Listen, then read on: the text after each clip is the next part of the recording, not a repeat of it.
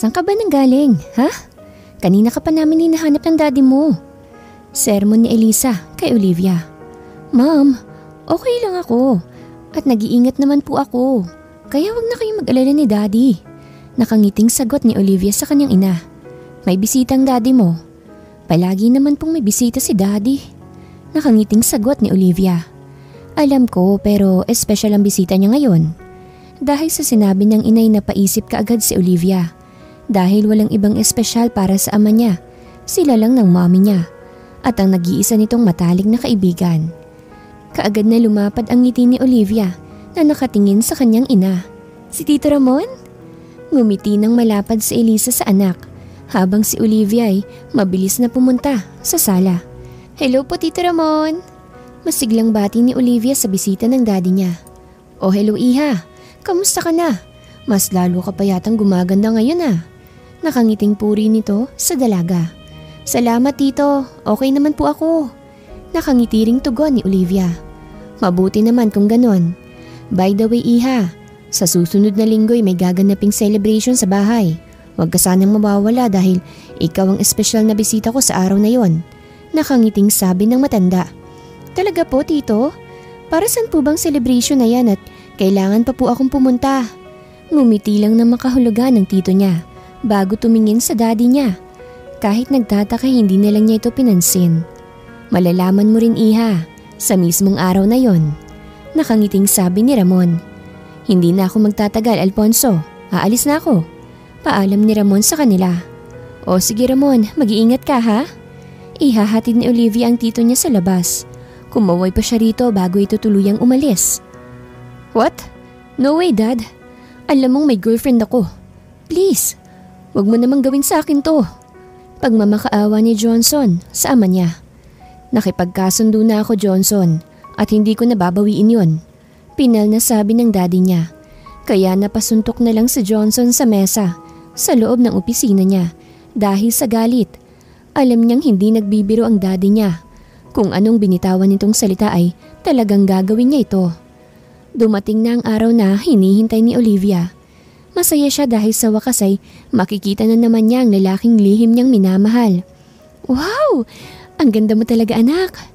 Puri ng ina ni Olivia sa kanya nang makita siya nitong bumababa.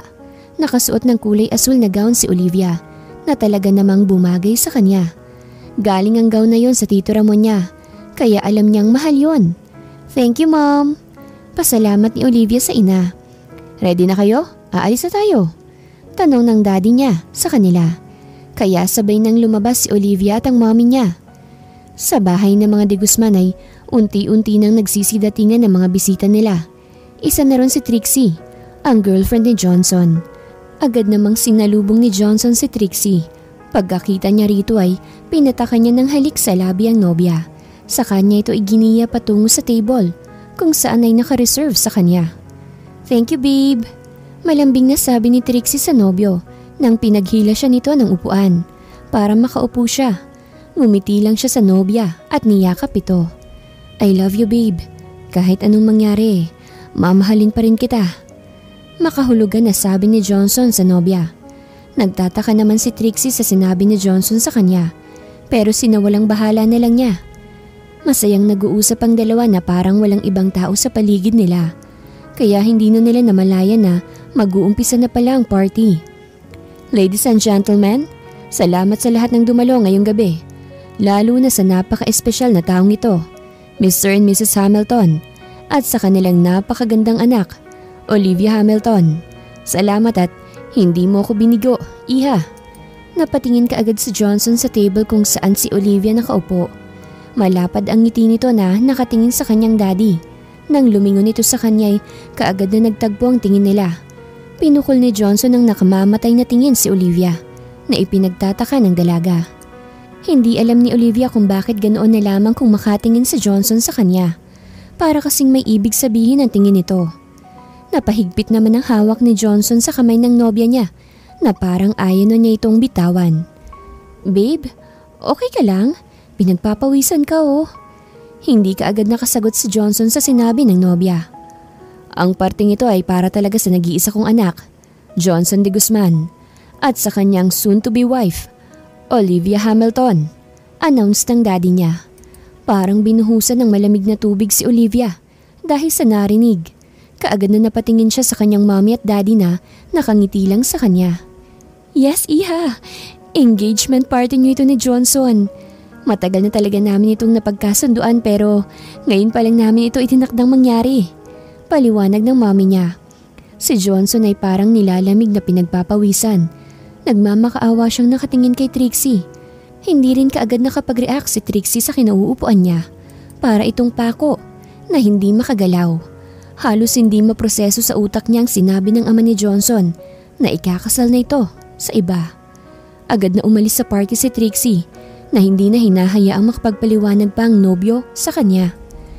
Kasalukuyang nasa stage ang dalawa habang ang mga photographer ay panay naman ang kuha ng pictures sa kanila. Pinisil ni Johnson ng malakas ang kamay ni Olivia kaya napangiwi ang dalaga dahil sa sakit. Masaya sana siya pero hindi niya makuhang magsaya dahil alam niyang napipilitan lang sa Johnson na sundin ang gusto ng ama niya. Johnson, masakit ang kamay ko. Bahagya pa niyang binawi ang kamay niya na hawak ng lalaki pero parang walang pakialam ang lalaki sa nararamdaman niya. Pagbaba nila ng stage ay kaagad siyang hinila ni Johnson papasok sa bahay nila. Halos kalad ka rin na nga siya nito dahil sa bilis nitong maglakad. Ano? Masaya ka na? Nakuha mo ng gusto mo? Ayan, ikakasal na tayo. Ang saya mo siguro ngayon habang may taong nasasaktan dahil sa'yo. Itong tatandaan mo, Olivia. Gagawin kong impyernong buhay mo kasama ako. Kabayaran sa pagpilit mo sa gusto mo. Galit na sabi nito, saka siya nito iniwan. Napaiyak na lang si Olivia dahil sa narinig. Mahal lang naman kita. Hindi ko naman hinangad na maging akin ka. Pero ba't ganun? Sobrang sakit. Umiiyak na sabi niya. Unti-unting nanlabo ang paningin ni Olivia hanggang sa tuluyan na siyang bumagsak sa sahig. Rinig pa niya ang sigaw ng mami niya pero hindi na niya makuha pang imulat ang mga mata niya hanggang sa nawalan na talaga siya ng malay. Nagising si Olivia na lubos puti ang nasa paligid niya. Inilibot niya ang kanyang tingin hanggang sa dumapo ang mata niya sa kanyang mami na natutulog sa upuan malapit sa kanyang kama. Pinagmamasdan niya ang kanyang ina na natutulog. Alam niyang magdamag na naman itong nakabantay sa kanya. I'm so sorry, Mommy. Mahina niyang bigkas habang hinahaplos-haplos ang buhok nito. Ayoko kasing nakikitang nasasaktan at naawa kayo sa akin. Lumaban naman po ako pero huli na po ang lahat. Tumulo ang luha ni Olivia. Nakaagad naman niyang pinahid nang gumalaw ang ina niya. Anak, buti at gising ka na. Kamusta ang pakiramdam mo? Gutom ka na ba? Ipaghahanda kita ng pagkain. Tarantang sabi ni Elisa. Ma'am, okay lang po ako.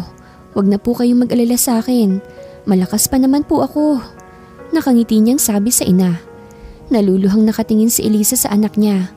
Sobrang sakit para sa kanya na nasa ganoong kalagayan ng nag-iisang anak niya. Bakit hindi mo sinabi sa amin ng daddy mo?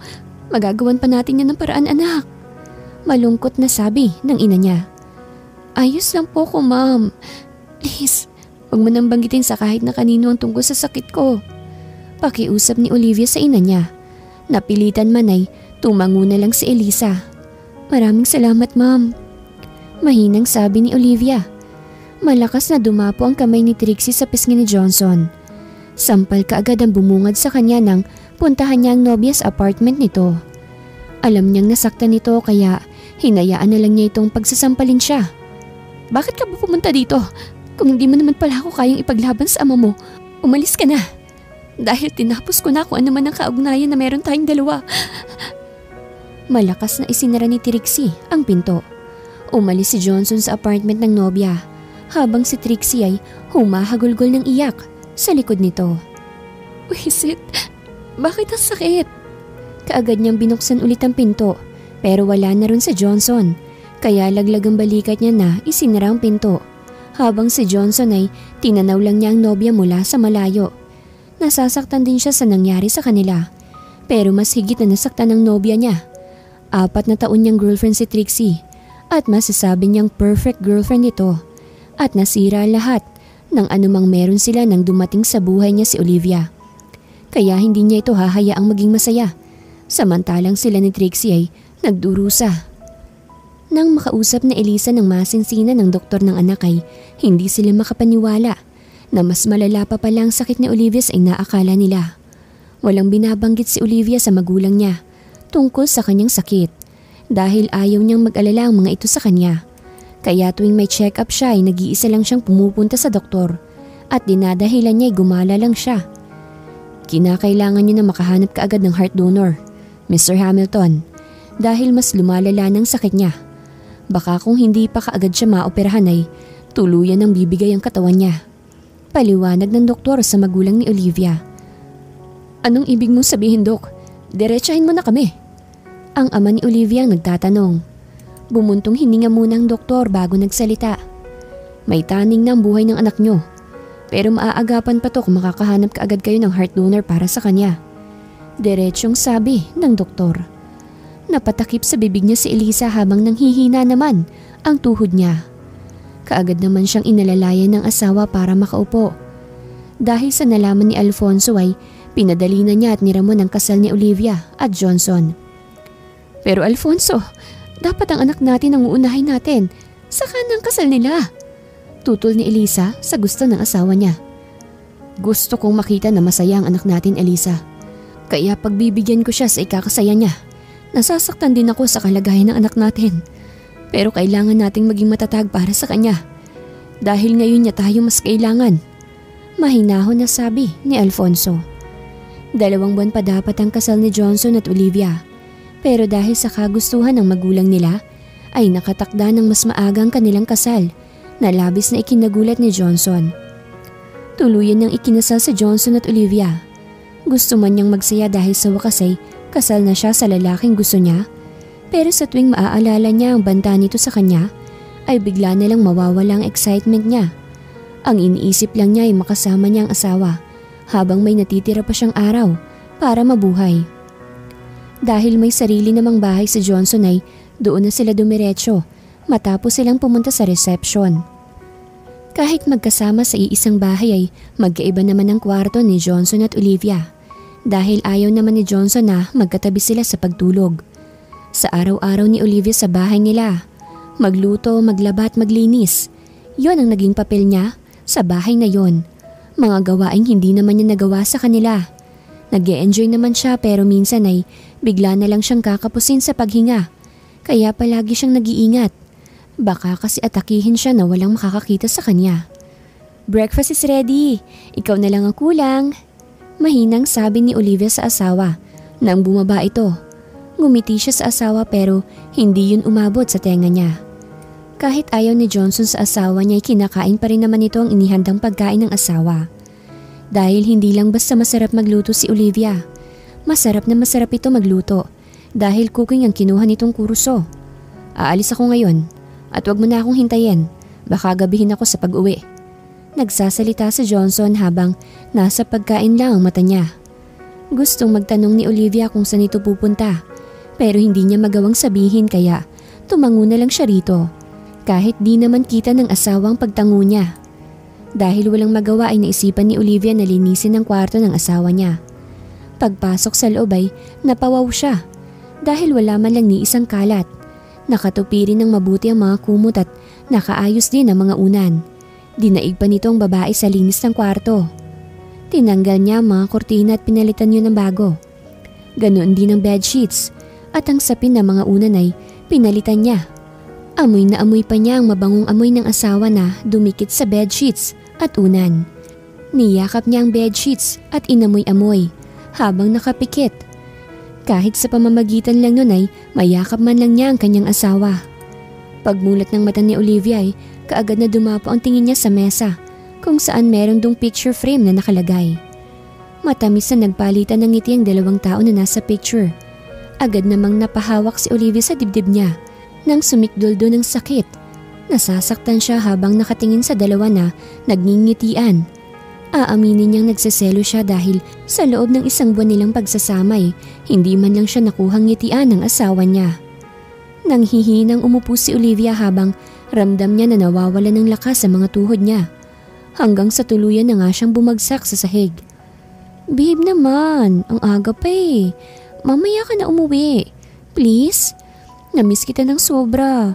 Kahit araw-araw naman kitang kasama, namimiss pa rin kita. Malambing na sabi ni Trixie. Saka siya siniil ng halik nito. Nakaagad naman niyang tinugon. Hanggang sa tuluyan na siyang nadala. At sa ikalawang pagkakataon ay may nangyari na naman sa kanila. Dahil sa pagod ay kaagad na nakatulog si Trixie. Habang si Johnson ay mulat na mulat ang mga mata. Hindi niya alam kung bakit bigla siyang kinabahan at parang may nagtutulak sa kanya na umuwi na. Dahil tulog si Trixie ay dali-dali siyang bumangon at nagbihis. Mabilis siyang nakarating sa bahay nila. Pagpasok niya ay ang asawa kaagad ang hinahanap niya. Pero walang Olivia siyang nakita sa baba. Kaya umakyat siya sa taas. Baka nandoon ito. Pagdating niya sa tapat ng kwarto nito ay nagdadalawang isip pa siya kung kakatukin ba niya ito o hindi. Pero kalaunan ay kinatok na rin niya ito. Nakailang katok na siya sa pinto pero wala pa rin nagbubukas. Kaya naglakas loob siyang buksan ito. Buti na lang at hindi ito nakalak. Pagpasok niya sa loob ay wala doon ang hinahanap niya. Where are you? Tahimik ang buong kwarto. Kaya alam niyang wala doon ang asawa niya. Dumapo naman ang tingin niya sa mesa kung saan merong mga picture frame. Nilapitan niya ito at tiningnan ng picture noon. Yun yung kasal nila. Nakangiti sa picture ang asawa niya pero matamlay ang mga mata nito na parang may tinatago itong pilit niyang tinatakpan sa pamamagitan ng pagngiti niya. Naiiling na lang si Johnson sa naisip niya. Lumabas siya ng kwarto at tumuloy siya sa sariling kwarto. Pagpasok niya sa loob ng kwarto niya ay maaliwalas na sa loob ang nabungaran niya. Pero nang dumapong mata niya sa sahig ay bigla siyang tinubuan ng kaba nang makita ang asawa na nakahandusay sa sahig. What the heck? Ano nangyayari sa kanya? Tinapik-tapik niya ang pisngi nito. Baka sakaling magising ito. Pero wala talaga. Kaya mabilis niya itong binuhat at dinala sa kotse. Halos paliparin na ni Johnson ng sasakyan para lang kaagad silang makarating sa ospital. Pagdating sa ospital ay kaagad na dinala sa emergency room si Olivia, habang si Johnson ay palakad-lakad dito sa labas. Ayaw niyang isipin na may sakit ang asawa, pero yun talaga ang unang pumasok sa utak niya. Hindi rin niya alam kung paano sasabihin sa magulang ni Olivia ang nangyari, lalo na sa ama niya, dahil sigurado siyang walang katapusan na naman na sermon ang aabutin niya mula rito, lalo na pag nalaman nito na nakipagbalikan siya kay Trixie. Hindi nagtagal ay lumabas na ang doktor na nag-aasikaso kay Olivia. Mabilis naman itong sinalubong ni Johnson. Dok, kamusta na po siya? Okay na po ba siya? Sunod-sunod na tanong ni Johnson sa doktor. Tatapatin na kita, Mr. De Guzman. Masyado nang malala ang kalagayan niya at humihina na ang katawan niya. Hindi ba sinabi ko namang kailangan ay hindi siya agad mapapagod at bawal siyang ma-stress? Mas lalong bawal sa kanya ang masasakit na salita dahil magiging sanhi yun na aatakihin siya sa sakit niya. Kung mapapabayaan at hindi ka agad siya mauoperahan sa puso ay siguradong hindi na siya magtatagal pa. Mahabang sabi ng doktor. Tikom ang bibig ni Johnson dahil sa narinig. Hindi ka agad siya nakapag-react sa kanyang nalaman. Paanong may sakit ang asawa niya na hindi man lang niya alam? Nagising si Olivia na mukha ng asawa niya ang una niyang nabungaran. Hindi ako makapaniwalang binabantayan mo ko dito. Mahinang sabi niya habang hinahaplos at pinaglalaruan ng daliri niyang malambot na buhok ng kanyang asawa. Bakit bang gwapo mo? Mahinang bigkas niya. Si Johnson naman ay lihim na napangiti dahil sa narinig. Nagising kasi siya nang maramdaman niyang parang may naglalaro sa buhok niya at hindi kaagad siya gumalaw nang marinig niyang mahinang nagsasalita ang asawa. Alam mo bang, gusto ko sanang hilingin sa'yo na sana'y mahalin mo ko. Kahit 100 days lang. Kahit kunyari lang na mahal mo ko. Gusto ko sanang maranasan na mahalin at alagaan mo habang buhay pa ako. Pero alam kong hindi pwede dahil may naghihintay sa'yo palagi. Alam ko naman na mahal mo siya. Patawad kung dahil sa akin ay nasira ang relasyon niyong dalawa. Mahal na mahal kita, Johnson. Inaantok na bigkas ni Olivia hanggang sa tuluyan na itong nakabalik sa pagtulog dahil sa mga gamot na itinurok sa kanya. Hindi alam ni Johnson kung anong dapat niyang gawin. Napahilamos na lang siya sa mukha niya. Saka siya nagangat ng tingin sa asawa. Tulog na ito at may basa pa itong luha sa pisngi niya na hindi pa natuyo kaya pinahid niya ito sa kamay niya. Hindi alam ni Johnson kung bakit siya nasasaktan habang nakatingin sa kanyang asawa. Dapat sana'y masaya siya dahil ito ang dahilan kung bakit sila patago-tago ni Trixie ngayon. Pero hindi niya magawang magsaya dahil ibang sinasabi ng puso niya sa dinidikta ng isip niya. Nasasaktan siya sa kalagayan ng asawa. Yun ang totoong nararamdaman niya. Kinabukasan ay dumalaw ang magulang ni Olivia sa kanya sa ospital. Naglakas loob si Johnson na sabihin sa mga ito ang nangyari kay Olivia.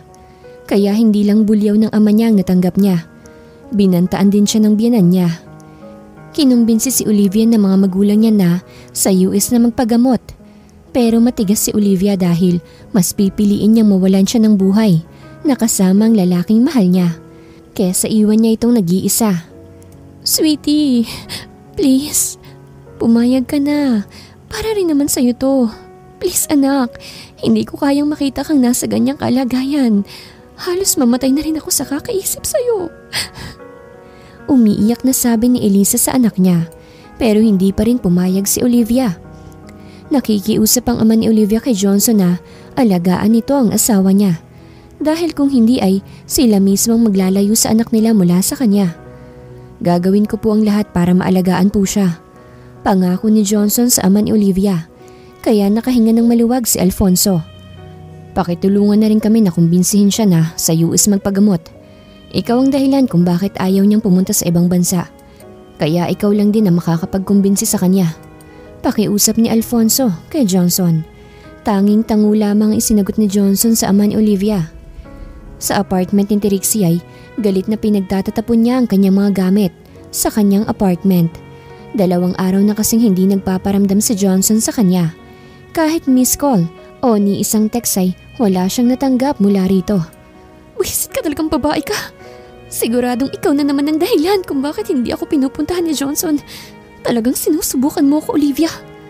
Gigil na sambit ni Trixie sa pangalan ni Olivia. Hindi ako papayag na ikaw ang sisira sa pangarap ko. Hindi ikaw ang makakasira sa akin. Hindi na napigilan pa ni Trixie ang sumigaw dahil sa galit. Tulad ng napagkasunduan ni Johnson at ang biyenan niya, ay tinupad niya ang pangakong aalagaan niya si Olivia sa abot ng kanyang makakaya. Mula nang lumabas sa ospital si Olivia ay palagi nang nasa bahay si Johnson. Kumuha sila ng isang katulong para may tagalinis, tagalaba at tagaluto. Hindi na kasi hinahayaan pa ni Johnson na mapagod pa si Olivia. Maging ang trabaho niya sa kanyang opisina ay dinala na niya sa bahay nila. Doon na rin nagre-report ang sekretary niya at ang mga papel na kailangan ng pirma niya ay pinapadala na rin niya. Para kay Olivia ay isang himala na inaalagaan siya ng asawa niya at pinagtutuunan siya nito ng pansin. Wala ring araw na hindi minomonitor si Olivia ng magulang niya. Takot kasi ang mga ito na baka atakihin siya ulit. Kasalukuyang nasa kusina si Olivia. Halos maghapon kasi si Johnson na nakaupo. Kaharap ang laptop niya. Kaya naisipan niyang ipagtimpla ito ng kape para magkaroon ito ng konting energy. Coffee, pinagtimpla kita. Nakangiting inilapag niya sa mesa ni Johnson ang dalang tasa. Hindi mo naman kailangan na hindi pumasok sa opisina eh. Okay lang naman ako rito. May katulong naman akong kasama rito. Malumanay niyang sabi sa asawa na siyang dahilan para mag-angat ito ng tingin sa kanya. Tinitigan ni Johnson ang mukha ng asawa niya. Medyo pumayat na ito dahil malaki na ang pinagbago ng katawan nito dahil sa sakit niya. Thank you sa kape. Humigop muna siya rito bago siya nagpatuloy sa pagsasalita. Nangako ako nga alagaan at babantayan kita. Baka ako pang sisihin ng magulang mo kung anong mangyari sa'yo. Kaya wag mo na akong pansinin. Hindi dapat yun ang sasabihin ni Johnson. Pero hindi niya alam kung bakit yun ang lumabas sa bibig niya. Napaismid na lang si Olivia sa narinig mula sa asawa. Akala ko pa naman totoong concern ka sa akin dahil lang pala kilamamit daddy. Nakangusong sabi ni Olivia sa isip. Hindi na lang siya kumibo at iniwan ng asawa sa sala. Huwag ka nang bumaba mamaya. Ako na maghahatid ng pagkain mo sa taas. Baka mapagod ka pa. Pahabol ni Johnson na sabi sa asawa. Pero hindi sumagot pa si Olivia. Tuloy-tuloy na siyang umakyat sa kwarto nila. Matapos inumin ni Johnson ang kape niya siya rin namang pagdunog ng cellphone niya. Pangalan ni Trixie ang nakita niya sa screen. Kaya walang alinlangan niya itong sinagot. "Hello babe, asan ka na? Kanina pa ako naghihintay sa'yo." Reklamo ni Trixie sa kabilang linya. "Busy pa ako, Trixie. Marami akong trabaho sa opisina na dinala dito. Wag muna tayong magkita ngayon." Mahinahon na sabi ni Johnson. "Trabaho kaya talaga, Johnson? O baka naman niyang walang kwenta mong asawang tinatrabaho mo? Bakit ba ayaw mong iwan ng babaeng yan? Hindi mo naman siya mahal, di ba? Ako ang mahal mo, Johnson. Kaya dapat akong pinaprioritize mo. Hindi ang babaeng yan. Kailan ba yun mamamatay? Ha?" Galit na bulyaw ni Trixie kay Johnson. "Trixie, yung bibig mo." Sita ni Johnson sa nobya. "O bakit? Totoo naman, di ba? Na mamamatay na siya. Sana nga matuluyan ang babaeng yan." Hindi na naituloy pa ni Trixie ang sasabihin niya nang putuli na ni Johnson ang tawag. Napahilamos na lang si Johnson sa kanyang muka habang naiiling. Hindi pa sila mag-asawa pero lumalabas na ang totoong ugali nito na hindi nito pinapakita noon. Para makasiguradong hindi na ito makakatawag pa ulit, ay minabuti ni Johnson na patayin na lang ang cellphone niya. Galit na galit si Trixie nang patayan siya ni Johnson ng tawag at mas lalo pa siyang nagalit nang hindi na niya ito makontak. 7:00 na ng gabi nang matapos si Johnson sa trabaho niya. It's time for dinner. Mahinang bigkas niya nang makita ang oras sa relo niya. Tumayo na siya matapos niyang patayin ang laptop at pumunta sa kusina para ikuha ng pagkain ng asawa niya. "Ipaghahanda ko na ho ba kayo ng makakain niyo, sir? Sakto po at tapos na akong magluto." Salubong sa kanya ng katulong nila. "Hindi na, manang. Tulungan niyo na lang ho akong maghanda ng pagkain. Sa taas na kami kakain ng asawa ko." "O sige sir, tulungan ko na rin po kayong magdala nito sa taas." "O sige po, salamat." Pagpasok nila sa kwarto ay wala doon si Olivia. Kaya nilapag na nila sa mesa ang dalang pagkain. "Tawagin niyo na lang po ako sir kung may kailangan pa po kayo." Tumangulang si Johnson, saka lumabas ang katulong. Pagbukas ni Olivia sa pinto ng banyo ay nagulat siya dahil nandoon ang asawa niya. Nakasandal malapit sa may pinto. Dahil sa gulat niya ay biglang nahulog ang towel na nakabalot sa katawan niya. Kaya ganoon na lang ang panlalaki ng mga mata niya. Hindi kumarap si Johnson habang nakatingin sa kahubaran ng asawa. Lihim pa siyang napalunok habang ramdam niya ang pag-iinit ng buong katawan niya. "What the heck?" Mura ni Johnson sa isipan niya. Mabilis na pinulot ni Olivia ang towel sa sahig at ibinalot ulit ito sa katawan niya. Nag-init ang mukha ni Olivia dahil sa hiya na nakita ng asawa niya ang buong hubad niyang katawan. Agad siyang umiwas ng tingin kay Johnson nang tumingin ito sa kanya. "You're cute while you're blushing." Puri niya sa asawa, kaya mas lalo namang nag-init ang mukha ni Olivia sa sinabi ni Johnson. Lihim na humanga si Johnson sa katawan ng asawa niya. Kahit pumayat na ito'y hindi pa rin maipagkakaila ang magandang hubog ng katawan nito. Gusto niyang yakapin ng asawa pero pilit din niyang nilalabanan ang gusto niyang gawin. "Magbihis ka na, baka kung ano pang magawa ko sa'yo kung ganyan ang ayos mo." Mahina na ang pagkakabigkas niya sa huli niyang sinabi, kaya hindi ito narinig ni Olivia dahil naglakad na siya pabalik sa mesa. Dali-daling nagbihis si Olivia. Pagkatapos ay umupo na rin siya sa mesa, katapat ng asawa niya. "Bakit ang dami nitong dinala mong pagkain? Hindi ko ito mauubos lahat." Mahinahon niyang tanong sa asawa na ngayon ay nakatingin lang sa kanya. "Bakit sinabi ko bang ikaw lang ang kumain yan? Hindi pa ako naghahapunan kaya sabay na tayong kumain." "Talaga? Sasaluhan mo akong kumain?" Parang batang sabi ni Olivia na nagpangiti kay Johnson. "Ba't ka nakangiti?" Tanong ni Olivia sa asawa nang makita niya itong ngumiti.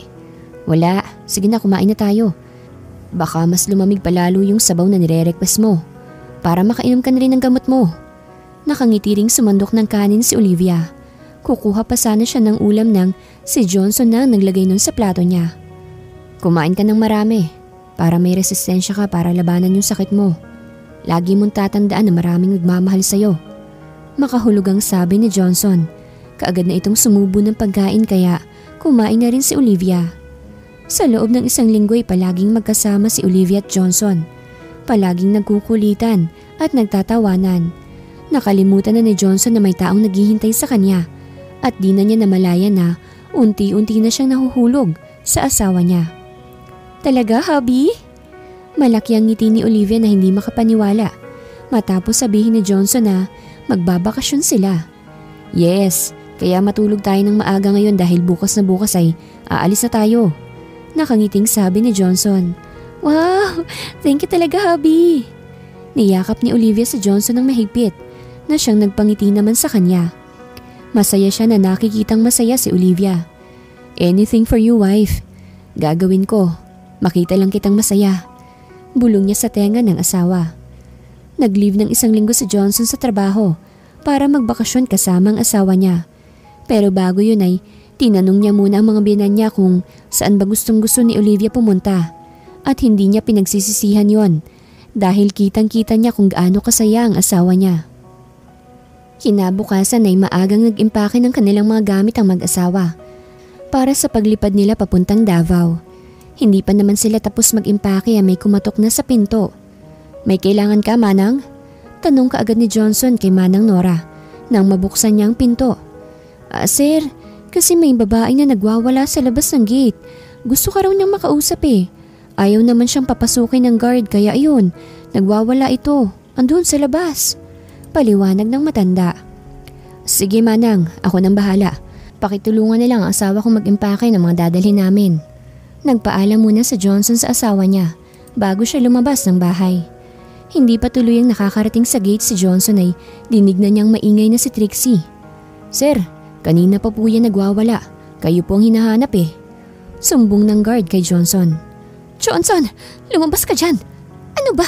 Kung ayaw mo lumabas dyan, hindi ako aalis dito. Hindi na natuloy pa ni Trixie ang sasabihin niya nang makita niya si Johnson. Oh my gosh, babe. Sabi ko na hindi mo ako matitiis eh. Nakangiting sabi ni Trixie. What are you doing? Hindi mo ba alam na nakakaistorbo ka na sa mga tao dito dahil sa ingay mo? Galit na sabi ni Johnson kay Trixie. Ikaw naman kasi, hindi mo na ako pinupuntahan. Halos araw-araw ako naghihintay sa iyo, babe. Sobrang miss na kita. Tila naiiyak na sabi ni Trixie. Hindi pa ba malinaw sa'yo na tapos na tayo? Ayoko na dahil may asawa na ako, Trixie. Makakahanap ka pa ng lalaki na walang asawa at mamahalin ka ng walang kondisyon. Hindi kagaya ko na meron ng pananagutan sa iba. I'm so sorry pero mas kailangan ako ng asawa ko. No babe, huwag mo sabihin yan. Mahal na mahal kita, Johnson. Hindi ako papayag na iiwanan mo na lang ako basta-basta. Please, hindi baling gawin mo kong kabit. Basta wag mo lang akong iwan, please. Pagmamakaawa ni Trixie.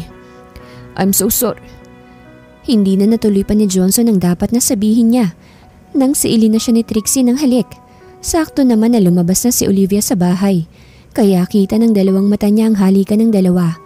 Agad na sumikdol ang sakit sa dibdib ni Olivia hanggang sa nahihirapan na siyang huminga. Nabitawan ni Olivia ang maliit na bag na dala niya. Kasabay nun ang pagbagsak ng katawan niya sa lupa. Dahil sa pagbagsak ni Olivia ay agad na naitulak ng malakas na Johnson si Trixie. Kaya napadaing ito. How dare you? You don't have the right to hurt me. Sigaw nito. Pero hindi na pinansin pa ni Johnson ang sinabi ni Trixie dahil tinakbo na niya ang kanyang asawa na humandusay na sa lupa. Kaagad niya itong binuhat at mabilis na isinakay sa kotse. Kaagad naman na binuksan ng guard ang malaking gate para makalabas kaagad sila. Halos paliparinan ni Johnson ng sasakyan para makarating lang kaagad siya sa ospital. Pagdating sa ospital ay kaagad na ipinasok sa emergency room si Olivia habang si Johnson ay naiwan sa labas. Sinuntok ni Johnson ang pader sa ospital na siyang dahilan para dumugo ang kamao niya. Pero wala man lang siyang naramdaman na sakit sa kamay niya. Tanging na kay Olivia lang ang isip niya. Kaagad din naman na dumating ang magulang ng asawa niya at ang daddy niya. Son, what happened? Bakit biglang inatake si Olivia? Kaagad na tanong ng ama niya sa kanya. Sinabi niya rito ang lahat ng nangyari, kaya dismayado siyang tiningnan ng biyenan niya. I'm so sorry, hindi ko sinadya yun. Si Trixie lang ang humalik sa akin at hindi ko naman alam na nasa likod na pala namin si Olivia. Paliwanag niya sa mga ito. Naiiling na lang ang ama niya na nakatingin sa kanya. Noon pa man sinabi ko na sa'yo na hindi makakabuti sa'yong babaeng yun. Pero hindi ka nakikinig, kaya tingnan mo nangyari.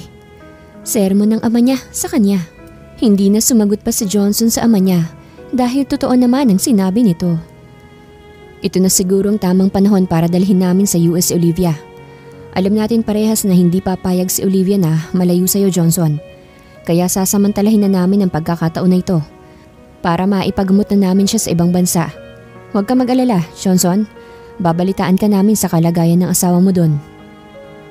Hindi na nakapag-react pa si Johnson at wala na siyang nagawa pa kung di sang-ayunan ang gusto ng mga biyenan dahil gusto rin naman niyang makitang buhay at malusog ang asawa. Mabilis lang na nakalipad papuntang States ang mga Hamilton habang naiwan naman na mag-isa si Johnson. Pangungulila ngayon ang nararamdaman ni Johnson sa kanyang asawa. Gusto na niya itong makita pero hindi pwede dahil may kasunduan sila ng mga biyenan niya. 1 buwan, 2 buwan, hanggang sa naging 7 buwan. Wala pa ring balita si Johnson sa asawa niya. Ni isang text o isang tawag ay wala siyang natatanggap mula sa magulang ni Olivia. Naaapektuhan na ang trabaho ni Johnson sa kakaisip niya sa kanyang asawa. Palaging mainit ang ulo niya. Kahit ang mga empleyado niya ay nadadamay na sa init ng ulo niya. Ganoon kalakas ang epekto ng Olivia sa kanya. Habang nagbabasa ng mga papel na kailangan niyang i-review ay biglang tumunog ang cellphone niya. Dahil wala sa mood ay wala sa sariling sinagot niya ito. "Who's this?" Walang gana niyang sagot.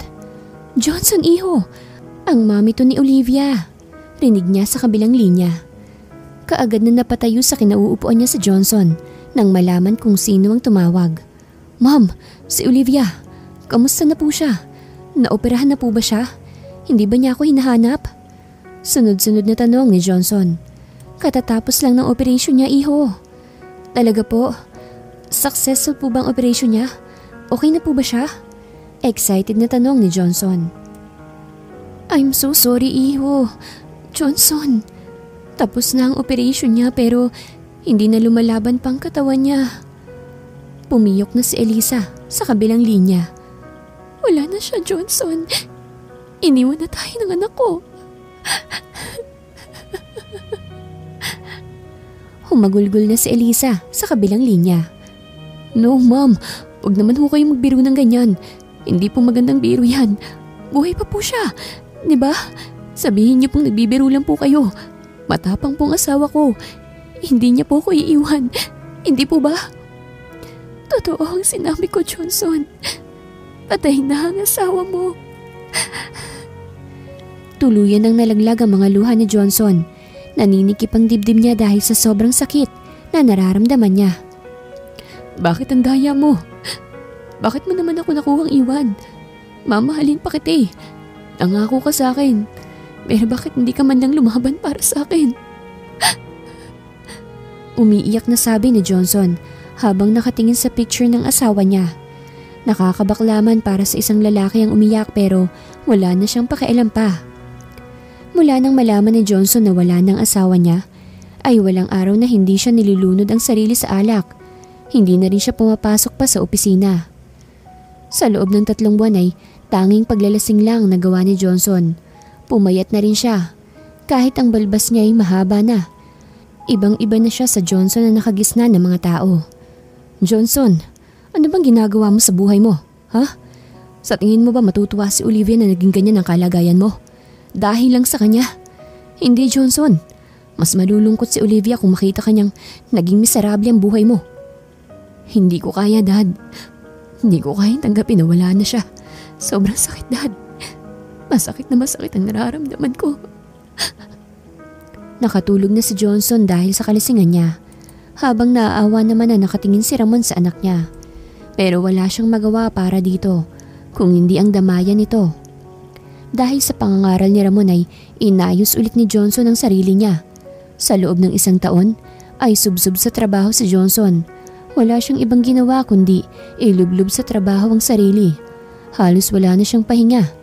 Ginawa niyang libangan ng trabaho para makalimutan niya saglit ang asawa niya. "I love you so much, wife.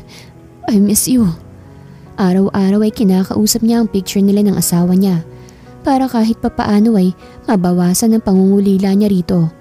Nagpagawa ng malaking portrait si Johnson kung saan silang dalawa ng asawa niyang nandoon. Sinadya niya yung ipagawa at inilagay sa loob ng opisina niya para sa tuwing papasok siya ay mukha ng kanyang asawa kaagad ang una niyang makita.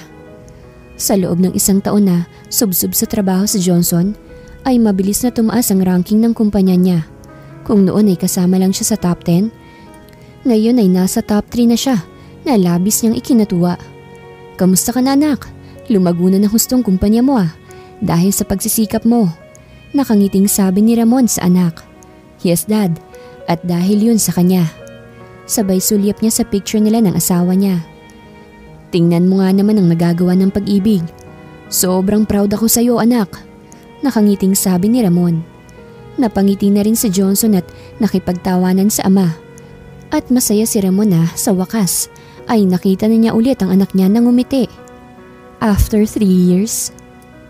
Sweetie, bilisan mo na at baka malate na tayo sa flight natin. Kanina pa naghihintay ang daddy mo. Sigaw ni Elisa sa anak niya. Yes ma'am, patapos na po. Balik na sigaw ng anak niya. Lola, mommy so tagal. I'm so excited to see my daddy in the Philippines. Excited na sabi ng bata. Natatawa naman si Elisa sa apo.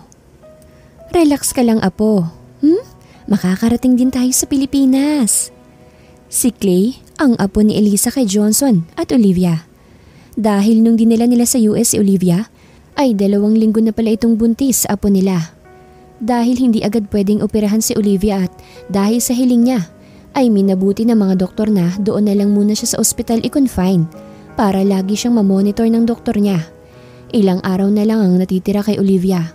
At lihim siyang nananalangin na sana ay bigyan pa siya ng ilan pang buwan. Makalabas lang ang anak niya. Hindi baling kunin sa kanya ang buhay niya. Basta mabuhay lang ang naging bunga ng pagmamahal niya kay Johnson. Isang himala ang nangyari kay Olivia. 7 buwan niyang ipinagbuntis ang anak niya. Saka siya sinisaryan para kunin ang sanggol sa tiyan niya. Kasabay nun ang pag-opera ng puso niya.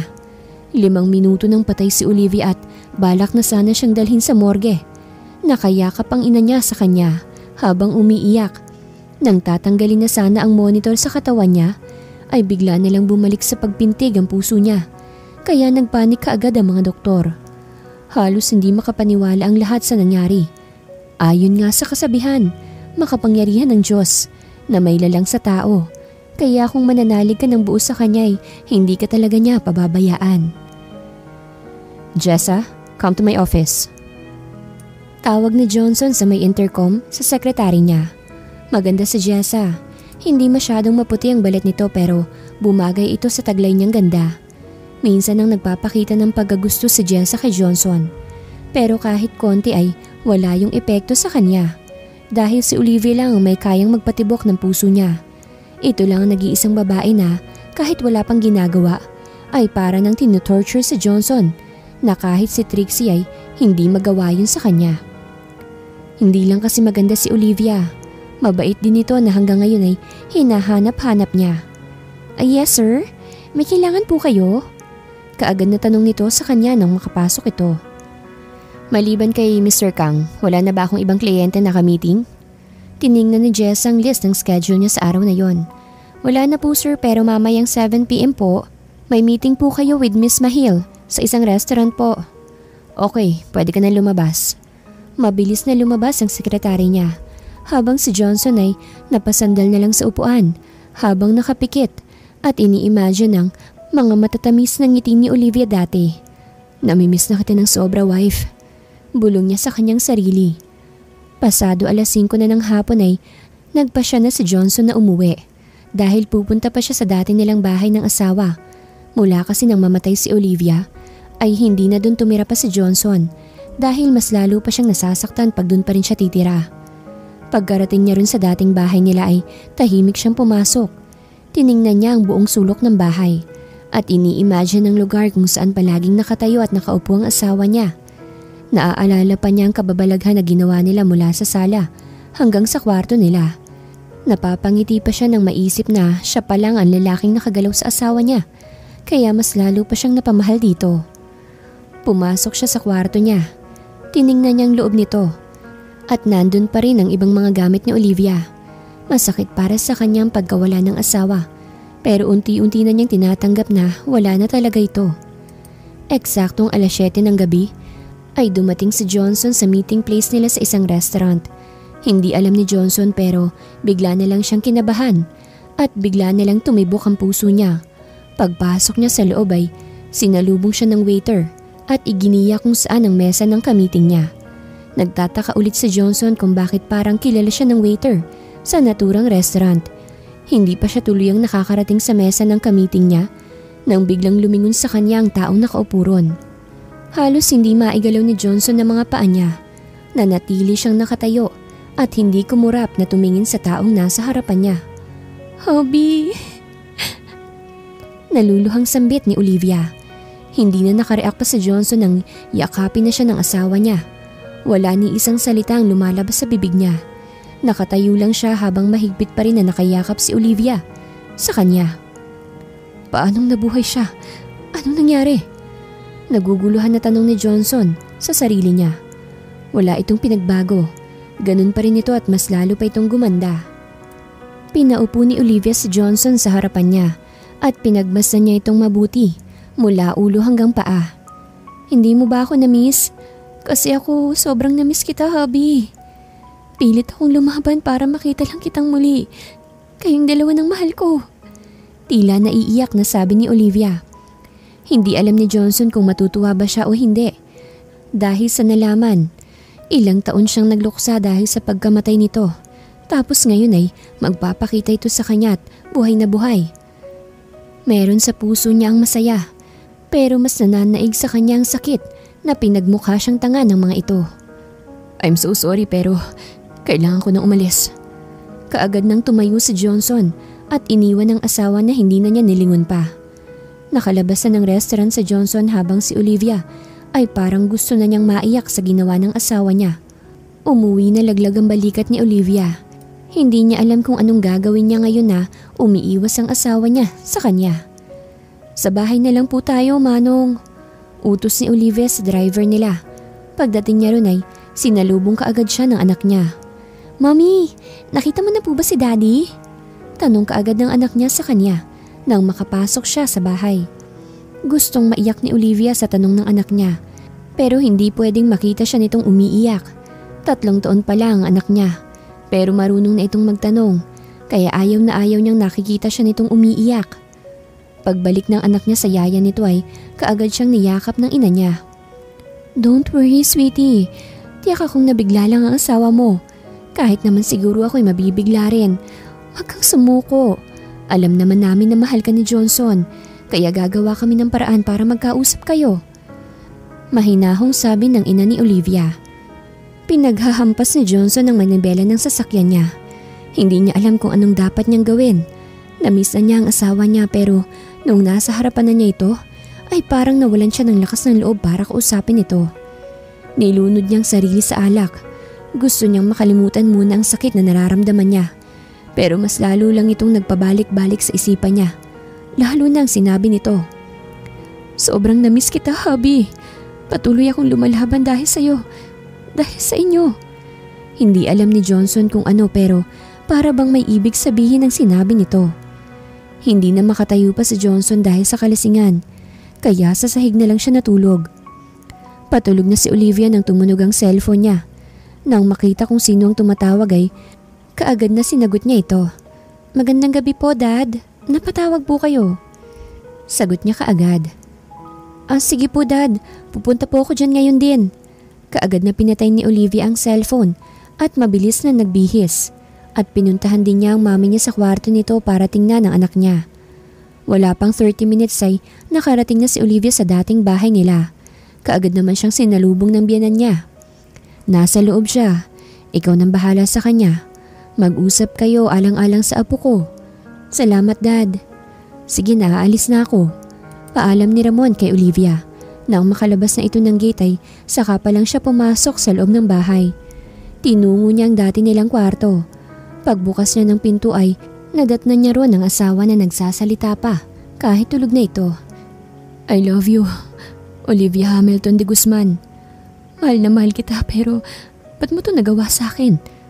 Sobrang sakit ng ginawa mo. Pinaniwala niyo ako sa kasinungalingan niyo. Pero bakit mahal na mahal pa rin kita?" Yun lang ang huli nitong sinabi at di na ito nagsalita pang muli.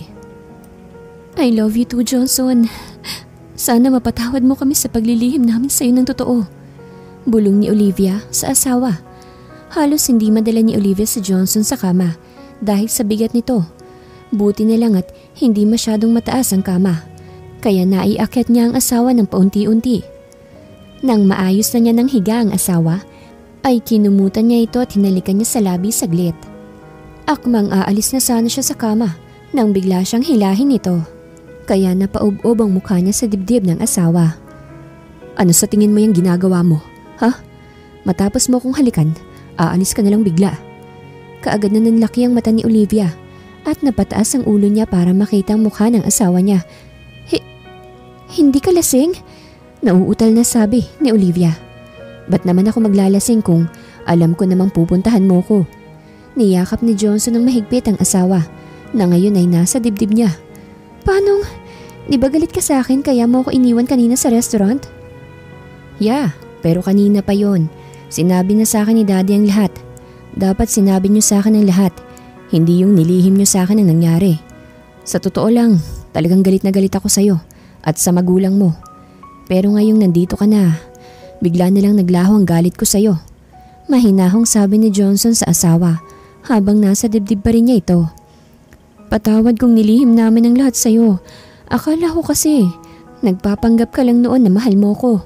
Kaya mas pinili kong ilihim sa'yo ang totoo. Pero nung sinabi ni Daddy Ramon na totoong mahal mo ko ay nagpasya kaagad kami na babalik kami sa Pinas kasama ang alaala ko sa'yo. Nakangiting sabi ni Olivia. Anong ibig mo sabihin? Anong alaala? Dahil sa sinabi ni Johnson ay saka palang napagtanto ni Olivia na hindi pa pala sinabi ng biyenan niya ang tungkol sa anak niya. Magsasalita pa sana si Olivia nang bigla na lang siyang ihiga ni Johnson sa kama at ito na ang pumaibabaw sa kanya. Siniil kaagad ni Johnson si Olivia ng halik. Halik na puno ng pagmamahal. Kaagad naman na tinugon ni Olivia ang halik ng asawa niya dahil matagal din niyang pinanabikan ang halik nito. Parehong nakatulog kaagad ang dalawa matapos ang ginawa nilang dalawa. Kinabukasan ay nauna ng magising si Olivia. Si Johnson ay tulog pa rin habang nakayakap sa asawa. Hinahaplos ni Olivia ang buhok nito.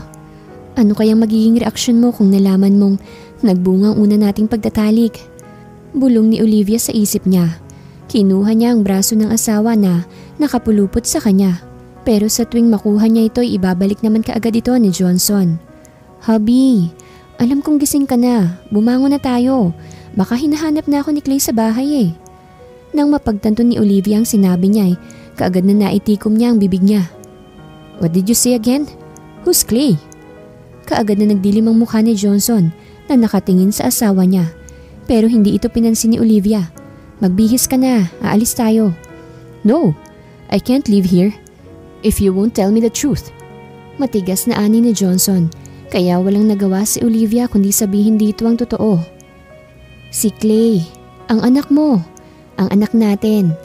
Dahil nagbungang isang gabi natin noon nung dinala ko ni na Mommy sa US. Doon namin nalaman kaya hindi ako naoperahan kaagad dahil sa anak natin. Pinapili nila sila Mommy noon kung papatayin ba nilang sanggol pero hindi ako pumayag dahil mahal na mahal ko ang anak ko. Kahit hindi ako sigurado na mahal mo talaga ako. Pilit akong lumalaban dahil sa'yo, dahil sa inyo, dahil gusto ko pa kayong makasama ng matagal. Gusto ko pang makita ang matamis mong mga ngiti kasama ang anak natin. Mahal na mahal kita, Johnson. Mahal na mahal higit pa sa buhay ko. Umiiyak na sabi ni Olivia. Niyakap ng mahigpit ni Johnson ang asawa niya. Mahal na mahal din kita, wife. Hindi ko kayang mawala ka pa sa akin. Lalo na ngayon na may anak na pala ako sa'yo. Pangakong mamahalin at iingatan ko kayo. Dahil kayo na ang buhay ko. Tumulo na rin ang luha ni Johnson. Maraming salamat sa pagmamahal mo. Salamat at hindi ka sumuko. Salamat sa lahat na pangunawa mo sa akin. Kahit nasasaktan ka na hindi ko pa rin sumusuko. Ngayon ko napagtanto kung gaano ka kahalaga sa akin. Walang kalagayan ng saya na nararamdaman ni Olivia at Johnson sa mga oras na iyon. Sabay silang umuwi na may ngiti sa labi nila. Pagdating nila sa bahay ay kaagad na sumalubong si Clay sa mami niya. Umupo naman si Olivia para magbantay sila ng anak niya. Nakapulupot sa leeg niya ang maliliit na kamay ng anak niya. Pero nang makita nito ang lalaking nasa likod ng mami niya, ay kaagad na kumalas si Clay sa leeg ng ina at tumakbo papunta sa kanyang ama. "Daddy, you're here!" Malaki ang ngiti ng bata habang nakatingin sa ama. Umupo si Johnson para mayakap niya ang kanyang anak. Umiiyak na niyakap niya ng mahigpit si Clay habang si Olivia ay umiiyak na rin sa tagpo ng mag-ama niya. "I'm so sorry kung wala ako sa tabi niyo ni Mommy noon. Promise anak, babawi si Daddy sa'yo. Mahal na mahal kita. Mahal na mahal ko kayo ng Mommy mo." "Totoo po? Hindi ka na po aalis? Hindi mo na po ako iiwan?" "Promise baby, andito lang palagi si Daddy para sa inyo ni Mommy. Ha?" Lumapit si Olivia sa mag-ama at masayang nagyakapan ng tatlo habang masaya namang nakatingin ang mga magulang nila sa kanila. Matapos humingi ng tawad ng magulang ni Olivia kay Johnson sa paglihim nila sa totoo, sa wakas ay pinatawad na niya ang mga ito at masaya na silang nagsama sa iisang bahay. "I love you, wife. Hindi man ikaw ang una kong minahal. Pangakong ikaw na ang huli at gusto kong makasama habang meron pa akong buhay. Ngayong nandito ka na at ang anak ko, ilalaan ko sa iyo. Sa inyo ang buong atensyon ko. Dahil wala ako ngayon dito sa kinatatayuan ko kung di dahil sa inyo. Thank you, hubby. Mahal na mahal din kita."